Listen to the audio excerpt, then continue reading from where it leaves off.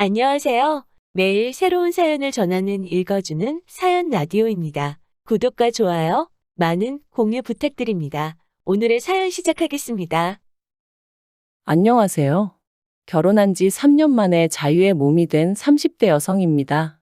결혼을 결심했을 당시만 하더라도 제가 이혼녀가 될 줄은 상상도 못했는데, 아무튼 오늘은 익명의 힘을 빌려 제 이야기도 하고 드리고 싶은 당부도 있어서 이렇게 컴퓨터 앞에 앉았습니다. 남편하고는 고등학교 때부터 알고 지냈는데 그렇다고 해서 매사 같이 하는 그런 단짝 친구는 아니었어요. 하지만 고등학교 졸업 후 서로 가까운 대학에 진학하게 되었고, 졸업 후 취직한 직장도 한 동네에 있다 보니 어느샌가 한 달에 두세 번은 꼭 만날 만큼 가까워져 있었죠. 그러다 저희 둘 다 28살이 되던 해 남편이 그냥 친구가 아니라 제 남자친구가 되고 싶다며 저에게 고백을 해왔고 그렇게 연애를 시작했습니다. 사실 대학생 때 반년 정도 연애를 해본 것을 제외하고는 이후로 줄곧 혼자였던지라 연애라는 게 괜히 겁났었는데 남편하고는 알고 지낸 시간도 길고 하니 왠지 잘할 수 있을 것 같았기도 하고요. 그리고 역시나 제 예상대로 그래도 알고 지낸 세월이 있다 보니 연애하는 동안 크게 부딪힐 일이 없었어요. 주변 사람들이 신기하다고 할 정도로 작은 말다툼조차 해본 적이 없었다니까요. 하지만 솔직히 저는 당시만 해도 연애 자체가 즐거웠지 결혼까지는 생각해 본 적이 없었습니다. 20대 후반이었기에 그렇게 결혼이 급하다고 생각치 않았거든요. 주변에 결혼한 친구들도 많이 없었고. 그런데 남편은 자기는 나이 든 부모가 되고 싶지 않다며 결혼을 하면 생활이 안정될 거다. 생활이 안정되고 마음이 편해지면 지금 하고 있는 일들이 두 배, 세 배로 잘 풀릴 거다. 온갖 감언이설로 날이면 날마다 저에게 결혼하자며 졸라대더라고요.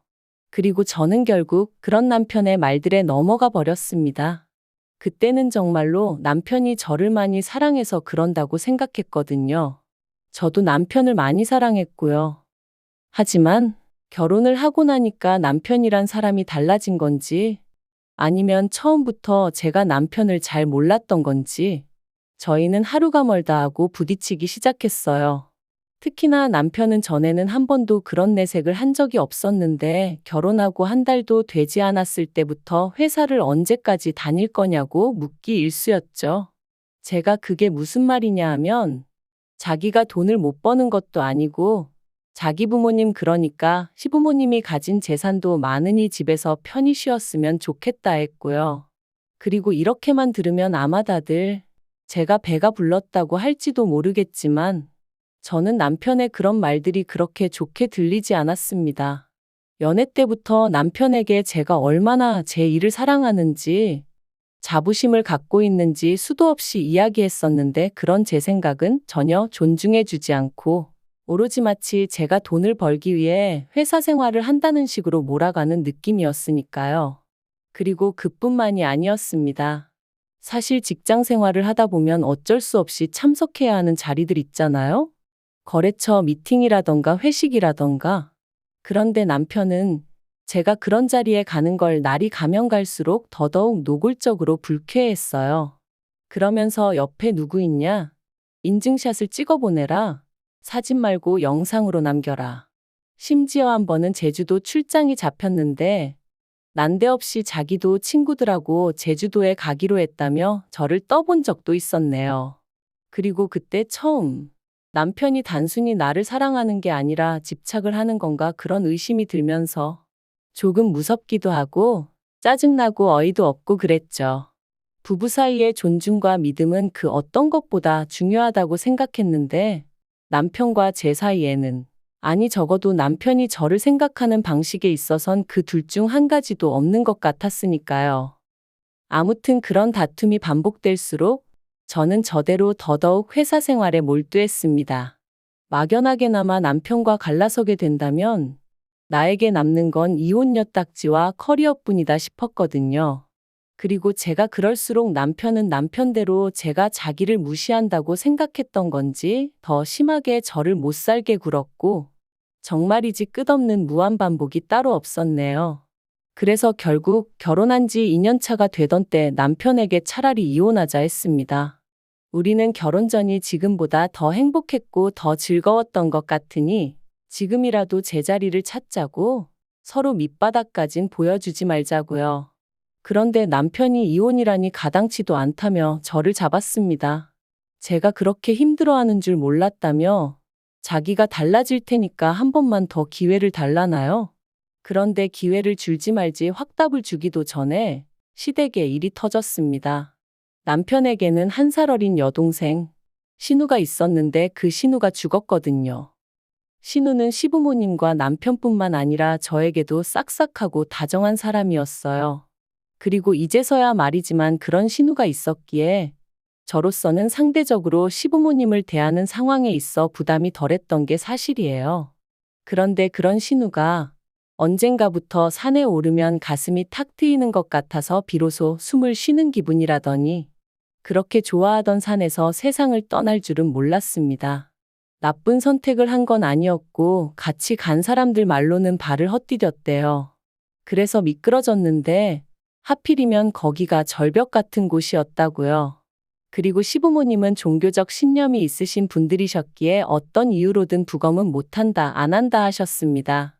그래서 그렇게 신우를 보내줬어요. 그리고 갑자기 이런 일이 생기다 보니 남편과 제 이혼 이야기도 흐지부지 되었습니다.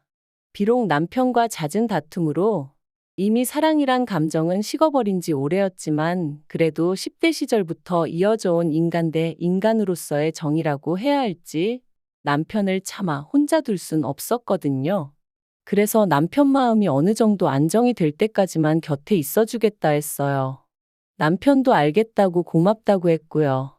그런데 제가 쓸데없는 오지랖을 부렸던 걸까요? 이런 마음가짐이 제 자신을 더 고달프게 만들 줄은 상상도 못했습니다. 신우가 그렇게 떠나고 한 반년은 정말 시댁이고 저희 집이고 찬바람이 쌩쌩 부는 듯했어요. 특히나 시댁의 경우 아버님이 우울증 증세를 보이시면서 상황은 더욱 악화되어만 갔죠. 어머님은 당신도 힘들어 죽겠는데 어쩌라는 거냐며 아버님에게 걸핏하면 목소리를 높이시는 듯했고 심지어 한 번은 아버님을 향해 그릇을 집어 던지시기까지 하셨습니다. 그리고 그 일로 아버님은 경찰을 불렀고 그땐 정말 6.25 때 난리는 난리도 아니라는 말이 실감이 날 정도로 집안이 엉망이었죠. 그리고 상황이 그렇게 되자 남편이 저더러 염치가 없는 줄은 알지만 당분간만이라도 시부모님과 함께 지내면 안 되겠냐 하더라고요. 저렇게 계속 두 분만 뒀다간 무슨 일이 터져도 터질 것 같다면서. 그러면서 남편이 제 앞에서 어린애처럼 엉엉 우는데 참으로 뭐라고 위로를 해야 할지 모르겠더라고요. 하지만 안쓰러운 건 안쓰러운 거고 그렇다고 합가라니 도무지 엄두가 나지 않았습니다. 남편 하나 보고 있는 것도 숨이 턱턱 막히는데 합가라니. 어떻게 들릴지 모르겠지만 생각만 해도 속이 미식거리는 게 도저히 안 되겠대요. 그래서 남편더러 그것 못한다 안 된다 했습니다. 그랬더니 남편이 어머님 아버님이 얼마나 힘들어 하시는지 옆에서 보고도 그렇게 말할 수가 있냐면서 너무 서운하다는 거예요.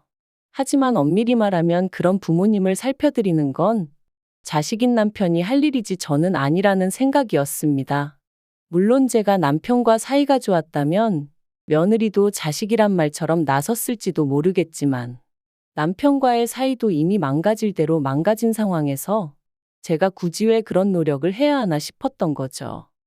하지만 그런 제 의사와는 관계없이 합가까지는 아니었지만 시부모님은 사시던 집을 파시고는 저희가 사는 아파트 바로 옆동으로 이사를 오셨어요. 그리고는 그때부터 고역스러운 일들의 연속이었습니다.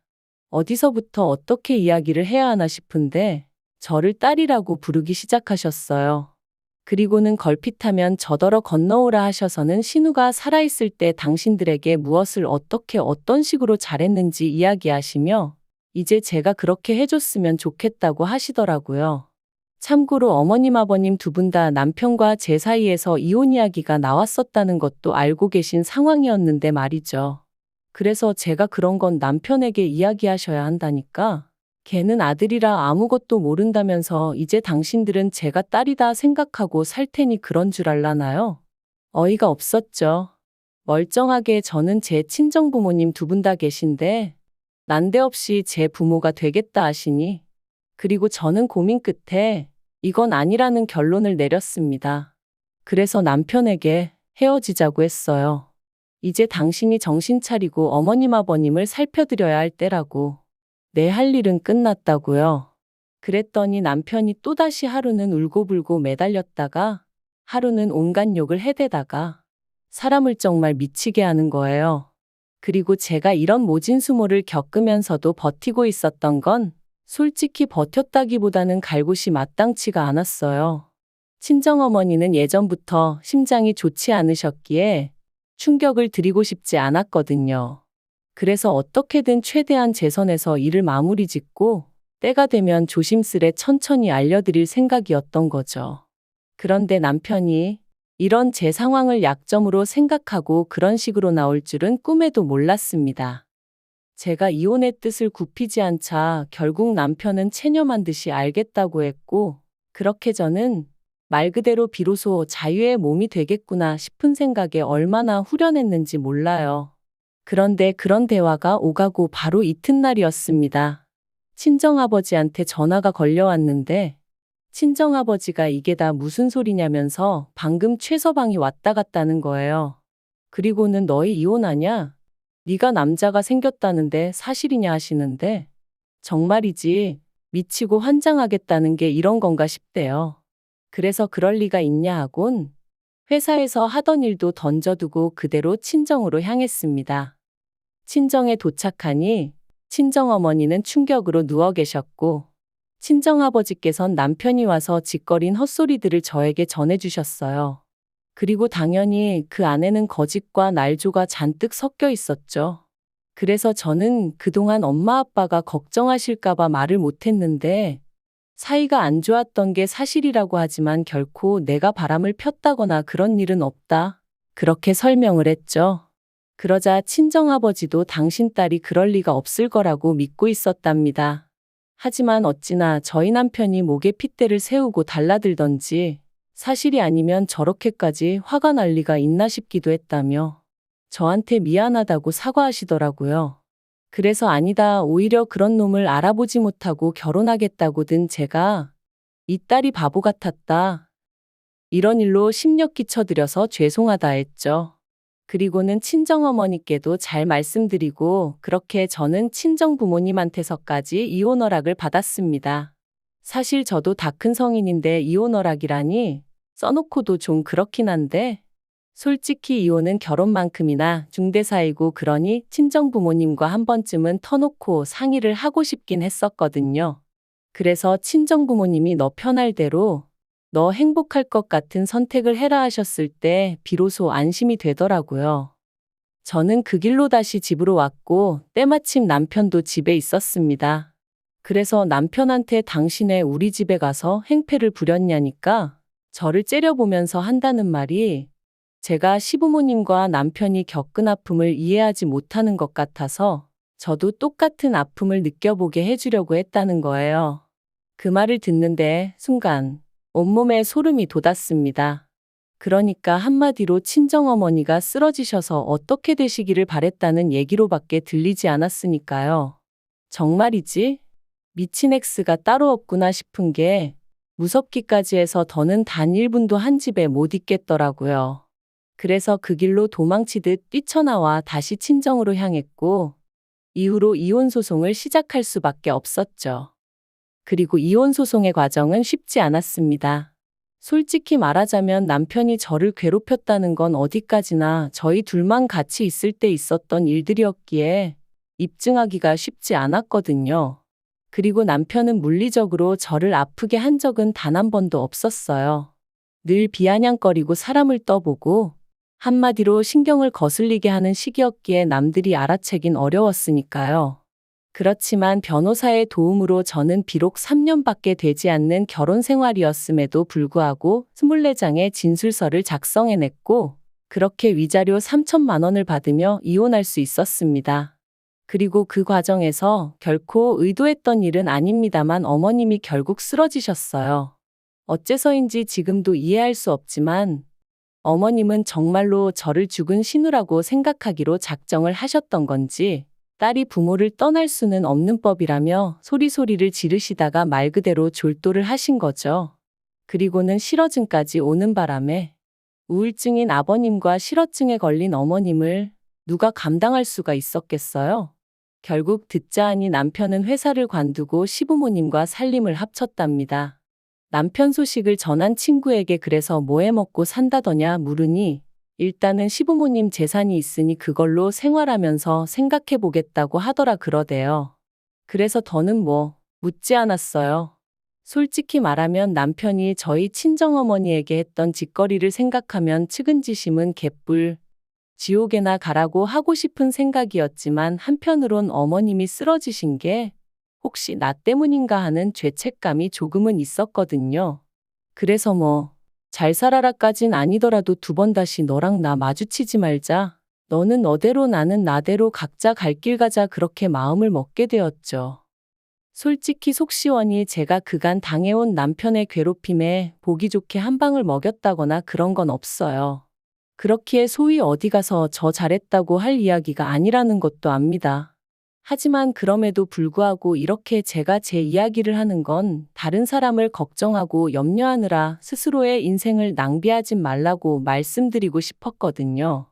스스로의 행복은 오직 자기 자신만이 찾아줄 수 있다는 걸 꼭 기억하셨으면 좋겠습니다. 긴 이야기 들어주셔서 감사합니다. 오늘의 사연은 여기까지입니다. 구독과 좋아요, 알람 설정해주시면 앞으로 더 좋은 사연으로 찾아오겠습니다. 감사합니다.